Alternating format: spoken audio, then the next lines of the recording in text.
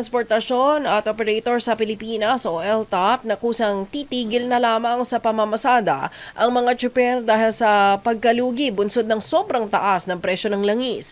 Ayon kay LTOP President Orlando Marquez, plano ng grupo na magkasanang tigil pasada bilang protesta sa mataas na presyo ng petrolyo sa gitna ng nangyayaring sigalot ngayon sa Middle East. Giit ni Marquez, kung magtutuloy-tuloy ang oil price hike, mawawala na ng kikitain ang mga driver, mapipilitan na lamang silang maghanap ng ibang trabaho para masolusyonan ang kumakalam na sikmura ng kanilang mga pamilya.